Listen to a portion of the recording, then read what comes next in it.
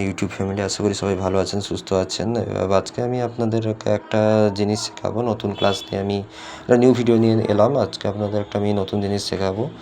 সেটি হচ্ছে এই কম্পিউটারে টাইপ কীভাবে করে, যারা ছোটো বাচ্চা আছেন বা যারা কিডসদের জন্য মানে আমার ভিডিওগুলো সাধারণত ছোটো ছোটো বাচ্চাদের যারা নতুন কম্পিউটার শিখছেন বা তাদের জন্যই আমার ভিডিওগুলো করা, ঠিক আছে।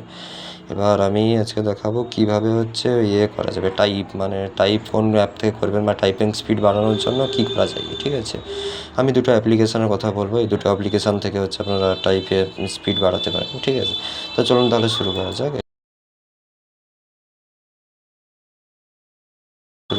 এই যে দেখুন, এই যে আমার রয়েছে প্রথমে রয়েছে যে র্যাপিড টাইপিং। এই যে ওটাতে হচ্ছে আমি ক্লিক করলাম র্যাপিড টাইপিং থেকে হচ্ছে হয় যেখানটা বিভিন্ন রকম রয়েছে ইন্ট্রোডাকশান বা বিভিন্ন রকম ফন্টের এখানে লেখা বা রয়েছে। এখানটা বিভিন্ন রকমভাবে এখানে টাইপ করা যায় এবং এগুলো করে আপনারা স্পিড বাড়াতে পারেন টাইপিংয়ের নিজেদের। এই যে FJDK আমি এটা টাইপ করে দেখাচ্ছি। আমি দেখুন, FJDK এরকম করে আপনাকে টাইপ করে যেতে হবে।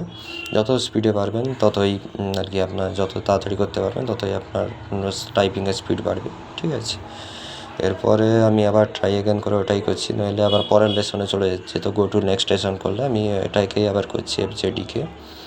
এই যে FJDK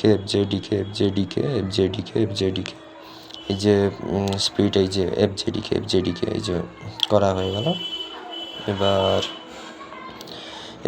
এবার হচ্ছে আরেকটা অ্যাপ্লিকেশান থাকে, সেটা হচ্ছে ক্রোমে খুলতে হবে। ক্রোম থেকে খুলে এই যে মাঙ্কি টাইপ এই যে মাঙ্কি টাইপ আমার ওখানটায় লেখা ছিল, আপনারা পারলে সার্চ করে নেবেন। আমার এটা দেখাতে মনে নেই, সরি সেই জন্য।